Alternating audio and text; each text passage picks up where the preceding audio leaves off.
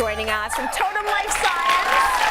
And you know, there's no way we can talk about getting through January without talking about the workouts. So many folks are saying, this is the year, this is the month I'm going to start getting fit, but you're going to give us a bit of a different way of looking at our workouts, aren't you? Because we say that every year, don't we? Every year. Yes, we make it through the holidays, we're up a bit usually, we've been partying too much. Yeah. It's time to get back into the routine. This year, I want your routine to be more quality. Okay? So I want you to think about what you're actually doing, and hopefully that will motivate you. All right. We just did a challenge at Totem that I'm going to bring in to show you, is that we talked about cardio, strength, and mobility as your three basic types of workouts. What we had people do was, the goal in 45 days was to do 10 cardio, 10 strength, and 10 mobility. I like that. Now guess what happened? Guess Everyone did cardio. Everybody did cardio. You can even see on mine, like, I've got way more cardio, less strength, and less mobility. Yeah. The hardest one to get by far was mobility. Here's the problem with that. If we do cardio all the time, we get injured. You will wreck yourself. You will wreck yourself. You'll be in seeing me. I'll be treating you. You need to have every component, and the only way to know what you're doing is to keep track of it. So this is easy. Get a calendar, get some stickers of different colors, put it up on your calendar, do it in your phone. However you do it, keep track. Right, like make sure you're writing it down, recording it, and this is what we spent so much time talking about yesterday on the show. When you've got goals, write them down. Exactly. Because it'll keep you accountable, and it's really good if you have that visual reminder. So you know where you might be imbalanced. It's so important. Interesting that we don't want to do mobility, because mobility is one of those things. My trainer has been introducing that to me. Because I was injured, and you need it to keep going. It prevents injury. I'm going to show you that. So one test that we can all think about and try is a shoulder mobility test. So can you go from here, lift your arms up to your ears? That's a very simple test to see. But it's not as easy as you would think. Enough shoulder mobility. Then you've got to check this. Lots of times we do this and we go like that. Yeah, they're by my ears, but really my rib cage is moving, my thoracic spine is moving. This has to be down. You have to have your shoulders by your ears. Okay. Here's why. I'm going to show you.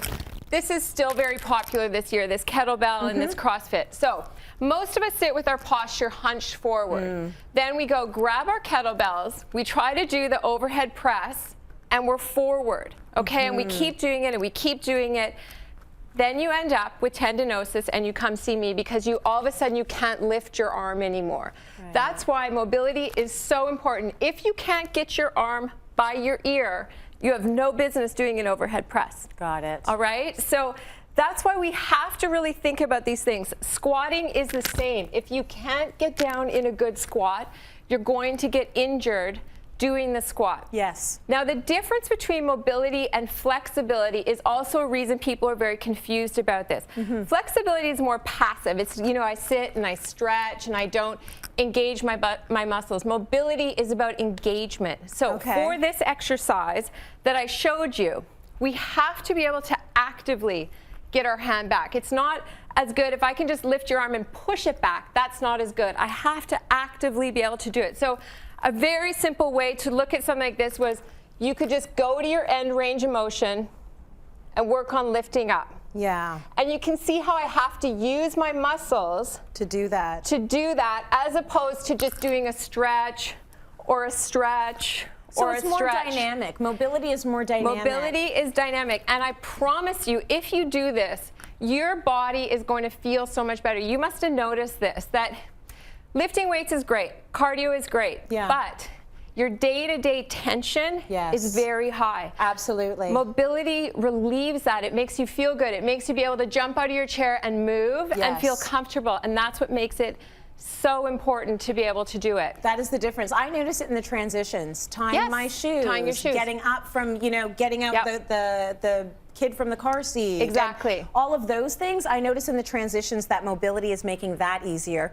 And it's really helping my core. It does. So I'm thinking, right? I'm thinking about how my body moves. It does. It is such a crucial part of it, and it's one that we all ignore. And that's why I want this year, I want you to really think about your mobility. I want you to really think about your strength.